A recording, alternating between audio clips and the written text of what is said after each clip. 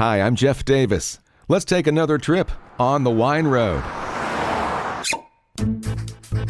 Today, the story of the first female hired to hold a CEO position in Napa Valley. Michaela Rodeno, with her husband Gregory, own and operate Villa Ragazzi Winery in Oakville, Napa Valley. That's the current story. In the early 1970s, Michaela started in the business as a tour guide at Supery Vineyards, more commonly known as BV. But not long afterward, she saw an article in the newspaper about a French company that was building an $8 million winery in Napa.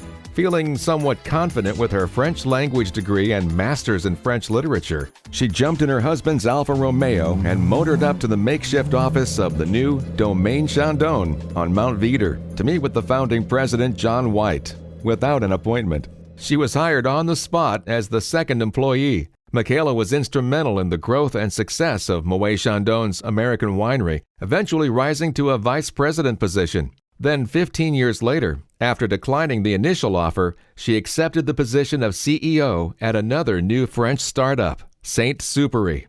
She was their first CEO and the first female to hold that position in Napa Valley, not counting a handful of women who found themselves overseeing family-run wineries.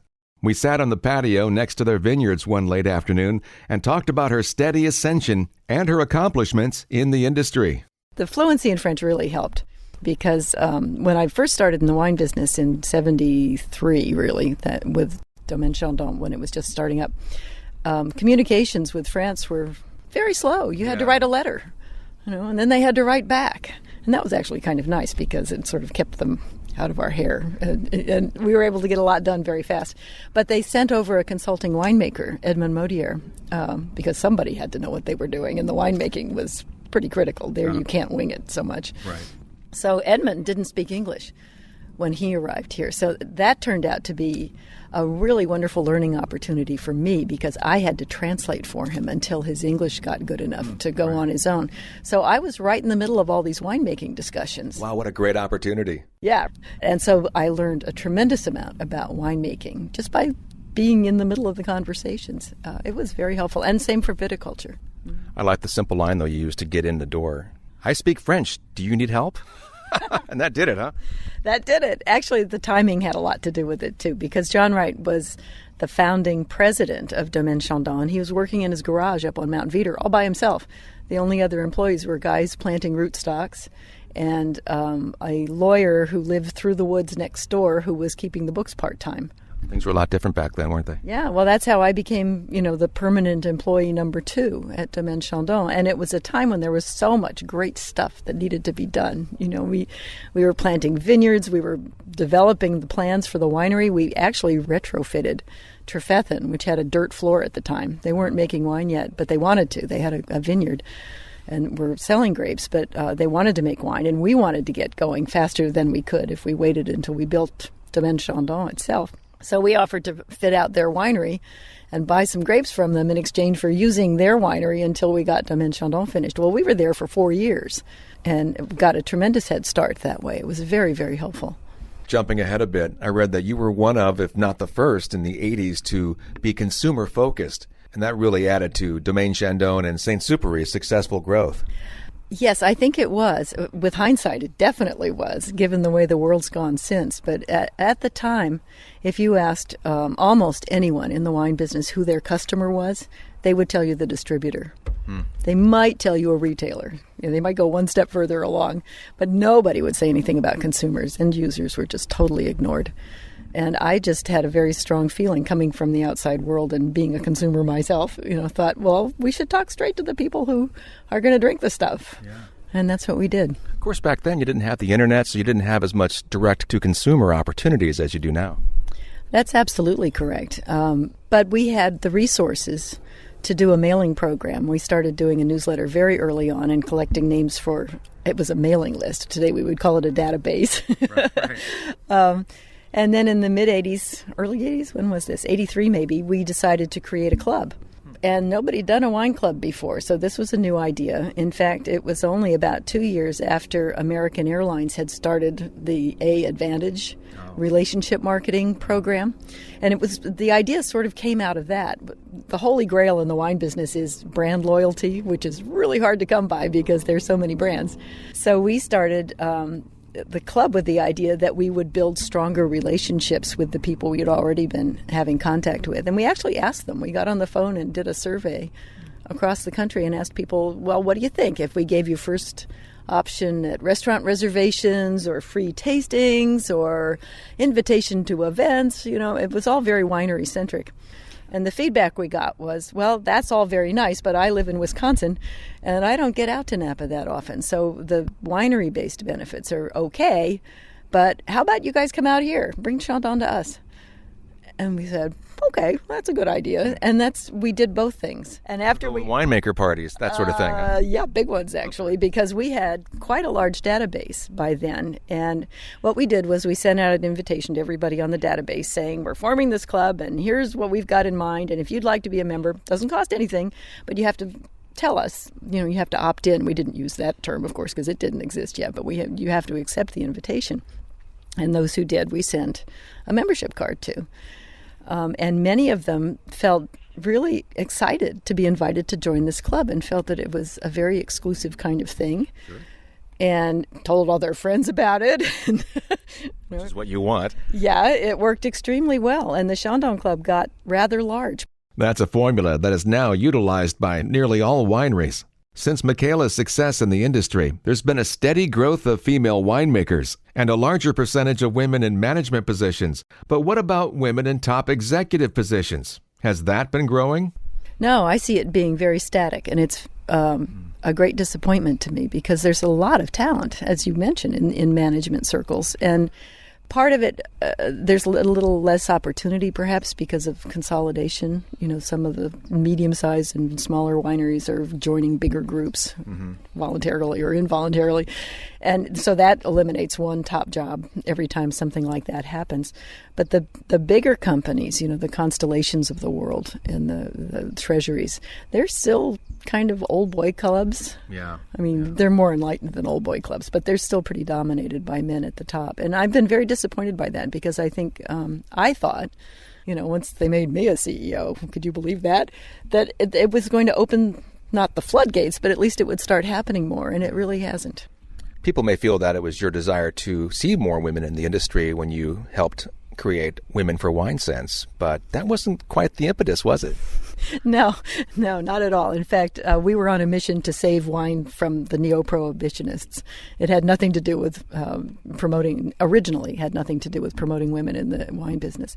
No, it was one of those situations where all the way through the 90s there was this mounting anti-alcohol feeling developing, and the press really picked up on it because it was being fueled by organizations like the Center for Science in the Public Interest that kind of make their living by stirring the pot, and alcohol is always a great target. And they jumped on fetal alcohol syndrome and kids in school and pregnant women and all kinds of things that really, normal, moderate, everyday use of wine. Forget alcohol for a minute, but alcohol was the target. But they just kind of went after it, and all of this fell in very fertile ground with the media because they were the only ones talking like this. And I think everyone in the media understood that they were way out on the far end of the spectrum of opinion, but there was nobody on the other end of the spectrum speaking up for wine. And so one fateful day, Julie Johnson and I were whinging about this at a conference, and the come to Jesus moment happened when we realized, well, we could do something about it. And so we started this organization that really had a great impact. There's just nothing like, a group of women standing up and saying, wait a minute, we're moms, we've got kids, we drink wine all the time. So, we just felt kind of targeted. And I think that's what gave us some credibility. That and that we weren't on the other extreme at all. We were very deliberately in the moderate middle. Because that I think was so unusual to have spokespeople from the moderate middle talking to the media and policymakers. I mean, doors flew open in Washington, much to our surprise. We got to talk to some pretty important policymakers. Well, congratulations on your efforts. It seems to have worked pretty well. And actually, we didn't. We had no money, but the battle was really won by Morally Safer and 60 Minutes. When he interviewed Serge Renaud on 60 Minutes at the French Paradox broadcast in 1991. And that did it, because they were saying, well, the French people don't seem to have all these problems, and they all drink red wine, and look at all the foie gras they're consuming, and the butter, and all the other things we're not supposed to be doing. And so as soon as that happened, everybody said, oh, well, I guess I can drink wine too. And red wine at that took off like a rocket. And everybody just kind of relaxed. And at that point, the Center for Science and the Public Interest sort of slunk off to find something other pot to stir.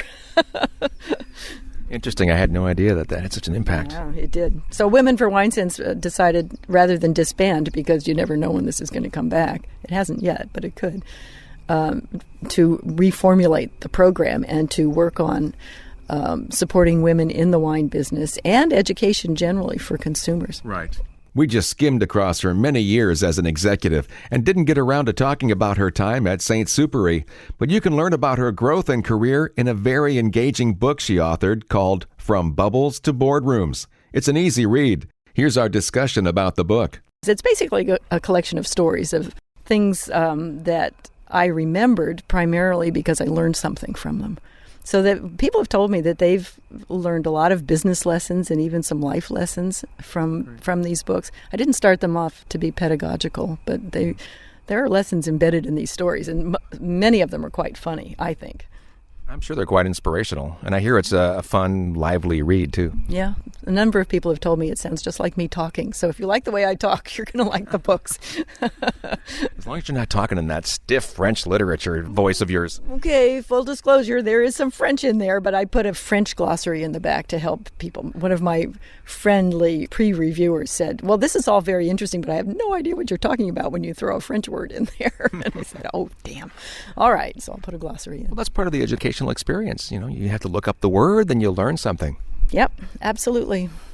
So you're retired now, but in my communications with you and seeing your blog, it seems like you're keeping very busy. Oh yeah, there's so much to do. I was ready to retire. I was so lucky to have two wonderful jobs. 15 years at Domaine Chandon and then 21 years as CEO of St. Supery. But I was ready for a change. Everybody needs to be repotted once in a while, and I was ready to be repotted. And I just, you just defer so many things that are of interest to you, because if you've got a full-time job that's pretty challenging, it's pretty all-consuming. Mm-hmm. So I've been having a wonderful time now that I get to pick and choose what I do. Well, Villa Ragazzi, for example, that came back to life. We had done a vineyard replant that took a long time, so it was actually off the market for almost 10 years. And It just started producing again as I was retiring. So the light bulb went on, and I said, oh, I finally have time to work on Villa Ragazzi. This will be really fun. Well, it was very different to do everything all by yourself without any resources, no money, no staff, no consultants, you just can't outsource anything. Well, you're doing something right, though, because I'm reading rave reviews about your Sangiovese. Oh, we've been very fortunate, I think, with the wine. It's quite delicious, and, it's hard to grow. Sangiovese is very difficult to grow, and it's even harder to vinify because it's so high acid that it kind of scares most California winemakers who aren't used to that. They think something's gone wrong. But our clone is a very low-producing, uneconomic, but very high-quality grape. So I think the people who have tasted it, some of the press we've gotten has been pretty fantastic. They keep saying things like it's the best Sangiovese in California, which is pretty nice. Yeah, I read that you guys were the first ones to plant in Napa Valley, which surprised me. Yeah, that was in 1985, not too long after we came back from a trip to Italy. And we were actually in Piemonte first, and Gregory, of course, 3/4 of his genes are Italian. I have not an ounce of Italian blood in me, even though my name would suggest that. But he wanted to plant something Italian in the vineyard. And so we were going to plant Nebbiolo, but we had also been to Antinori, where we were very kindly received. So when we couldn't find any Nebbiolo, it was a pretty easy thing to switch gears and say, well, let's look around for some Sangiovese. And we found some in a very old field-blended vineyard in Sonoma. And nobody has any idea where it came from. Yeah. Well, congratulations on an awesome career and now a brighter retirement future. Thank you very much. And my tennis is getting slightly better, you'll be glad to know. And I also serve on corporate boards, which is very good. You have to keep the brain going, too, Does that tennis help with your serving on the board? Oh, that was bad. Okay, this interview is over. It's over. It's over. That was a great exit line. Actually, yes, because some of them play tennis. You can tell, even with the stature she achieved, she is quite pleasant and very down to earth. Michaela Rodeno, it's always a pleasure to hang out with her, and her husband Gregory. You can find her book, From Bubbles to Boardrooms, and learn so much more about her at local bookstores, Amazon.com, and other online retailers. To learn about the wine they craft, visit VillaRagazzi.com. That's Villa, RAGAZZI.com. As I mentioned, their Sangiovese is well respected. Their Verona, the super Tuscan blend of Sangiovese and Cabernet, is fantastic. And their Cabernet Sauvignon is also very good. Thanks for listening. That wraps up this podcast of On the Wine Road. I'm Jeff Davis.